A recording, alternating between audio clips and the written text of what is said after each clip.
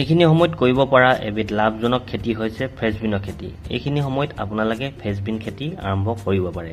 এইখিনি সময় বুলি ক'ব গ'লে আজি হৈছে 15 ছেপ্টেম্বৰ, কাইলৈ পৰহিলে বিশ্বকৰ্মা আছে। 20 ছেপ্টেম্বৰৰ পৰা আপোনালোকে ফ্ৰেঞ্চবিনৰ খেতি আৰম্ভ কৰি দিব পাৰে। যিহেতু ফ্ৰেঞ্চবিন খেতিৰ বাবে এইখিনি সময় মানে 20 ছেপ্টেম্বৰৰ পাছৰ সময়খিনি খুব ভাল সময়। যিহেতু এতিয়া গৰম দিন লাহে লাহে খতম হৈছে, বাৰিষাও কমিছেগৈ, ঠাণ্ডা দিন সোমাইছে। এইখিনি সময় মানে ফ্ৰেঞ্চবিনৰ খেতিৰ বাবে সবচে উপযোগী। মানে বেছি গৰমো নহয়, ঠাণ্ডাও নহয়, এটা মিডিয়াম লেভেলৰ বতৰ হ'লে ফ্ৰেঞ্চবিন খেতিৰ বাবে সবচে উপযোগী। আৰু সেইবাবে আজি আপোনালোকক 3টা ভাল আৰু টপ কোৱালিটি ফ্ৰেঞ্চবিনৰ গুটিৰ পেকেট দেখাইছোঁ, চাব পাৰে আপোনালোকে যদি ক'ৰবাত বীজ ভাণ্ডাৰত পায়, এইকেইটা কোম্পানী আপোনালোকে ক্ৰয় কৰি খেতি আৰম্ভ কৰিব পাৰে। এই দুটা আপোনালোকে যোনটো দেখিছে, এইটো আৰু এই দুটা হৈছে গছ ফ্ৰেঞ্চবিন, মানে চাপকত লাগিব, চাপৰ তলৰ পৰা লাগি যাব ফ্ৰেঞ্চবিন। আৰু এইটো যোনটো মাজতো দেখিবলৈ পাইছে, এইটো হৈছে লতা ফ্ৰেঞ্চবিন। এইটো মানে জেং চেং খুটি দিব লাগিব যাতে বগাব পাৰে। আৰু এইখিনি সময়ত প্ৰায় সংখ্যক খেতিয়কে গছ ফ্ৰেঞ্চবিন মানে চাপৰ জাতৰ ফ্ৰেঞ্চবিনটো লগাব বিচাৰে। আৰু তাৰ বাবে আজি আপোনালোকক এই 3টা বীজৰ কথা ক'ম। প্ৰথম এইটো দেখাব বিচাৰিছোঁ। ইয়াৰ কোম্পানীটো হৈছে এই ফ্ৰেঞ্চবিনটোৰ পাৰিপোছা কোম্পানী বিন চুনেৰি বুলি কয়। চাব পাৰে আপোনালোকে। ফ্ৰেঞ্চবিনটো ঠিক এনেকুৱাই হ'ব, থপা থপাকৈ ধেৰ লাগিব, বৰ মিহি হ'ব ফ্ৰেঞ্চবিনটো। পিকচাৰত দেখিবলৈ পাইছে, ঠিক এনেকুৱা হ'ব, গোল নহয় মানে এনেকুৱা। আৰু এই পেকেটটোৰ চাইজৰ কথা যদি ক'ব যাওঁ, এই পেকেটটোৰ চাইজ হৈছে আধা কেজি চাইজ। এইফালে লিখা আছে, চাব পাৰে 500 গ্ৰাম। আৰু এই আধা কেজি চাইজৰ এই পেকেটটোৰ এই পাৰিপোছা কোম্পানীৰ কিমান দাম পৰিব বুলি ক'লে, MRP RS 380 লিখা আছে। এইটো বীজ ভাণ্ডাৰ দোকানবিলাকত আপোনালোকে 230-240 টকাৰ ভিতৰত মাৰ্কেটত পাই যাব। পাৰিপোছা চিডছ ইণ্ডিয়া প্ৰাইভেট লিমিটেড, খুব এটা ভাল হয় এইটো। ফলটো ঠিক এনেকুৱা হ'ব, থপা থপা ধেৰ লাগিব এজোপা গছতে। পাৰিপোছা কোম্পানী। যিহেতু প্ৰতি বছৰে আমাৰ দোকানত বেলেগ বেলেগ কোম্পানী, ভাল ভাল কোম্পানী আমি আনো।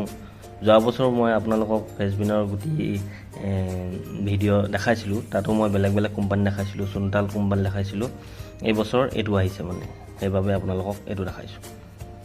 বিন চুনেৰি পাৰিপোছা কোম্পানী। যদি এইটো পাই যায় খেতি কৰি চাব পাৰে। এই পেকেটটো খুলি মেলি আপোনালোকক গুটিখিনি দেখাম কেনেকুৱা দেখিবলৈ।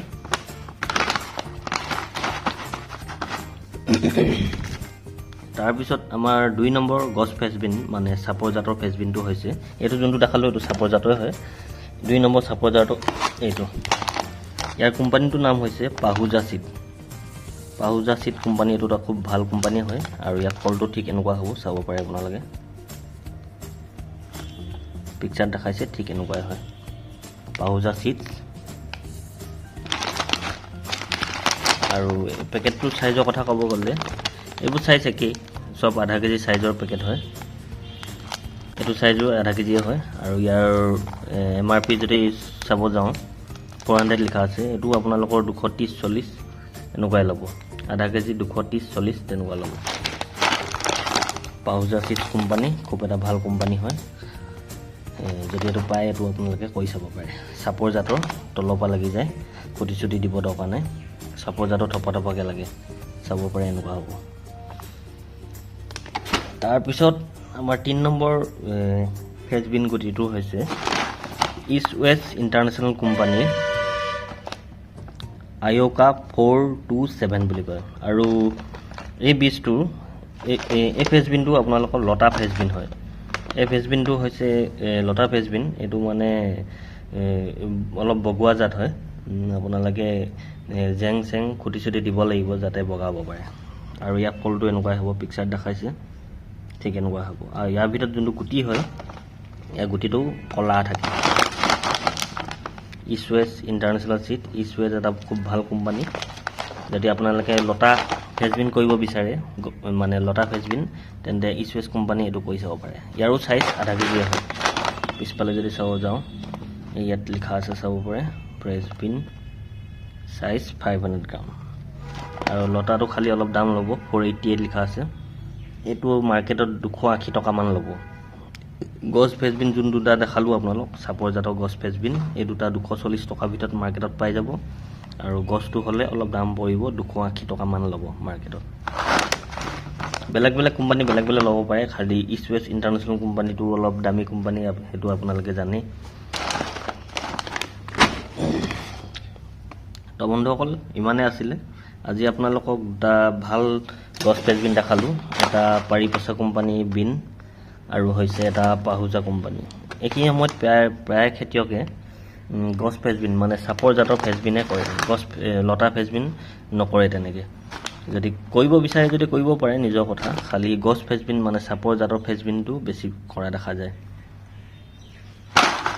এটা গুটিটো এই দুটা গুটি আপোনালোক ইয়া গুটিটো কলুৱে কেনেকুৱা দেখিবলৈ কলা থাকে এটো আপোনালোকক ফালি নেদেখাও ইয়া গুটিটো অলপ অলপ এনে স্যাম্পল দেখাই দিছো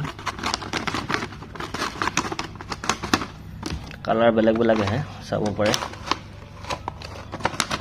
এবা কালাৰটো অলপ এনেকুৱা আহিছে পিংক কালাৰ যোৱাবাৰ অলপ ৰঙা আহিছিলে এইবোৰ দৰব দিয়া থাকে এনে গুটিবোৰ কালাৰ বেলেগ বেলেগ আহে আধা কেজি সাইজৰ হয় আধা কেজি সাইজৰ ভাল কোম্পানী বিন যদি আপোনাৰ লাগে বীজ ভাণ্ডাৰ দোকানত ল'ব বিচাৰে তেন্তে 240 টকা মান পৰি যায় তাৰ পিছত এইটো আপোনালোকক পাহুজা কোম্পানী এইটো ফালি মেল দেখাইছো ইয়াৰ গুটিটো কেনেকুৱা কালাৰ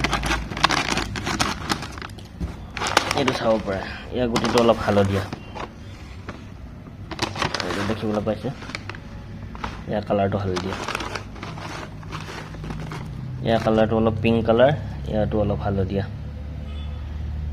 একেই দুইটা গছ ফ্ৰেঞ্চবিন হয় কোম্পানী বেলেগ আৰু এইবোৰ দৰব দিয়া থাকে কাৰণে কালাৰবোৰ বেলেগ বেলেগ দুইটা গছ ফ্ৰেঞ্চবিন তো বন্ধুসকল আজি ইমানে আছিল আৰু এটা কথা 1 বিঘা মান মাটি কাৰণে কিমান গুটি প্ৰয়োজন হ'ব বুলি ক'ব গ'লে 1 বিঘা মান যদি আপোনালোকে কৰিব বিচাৰে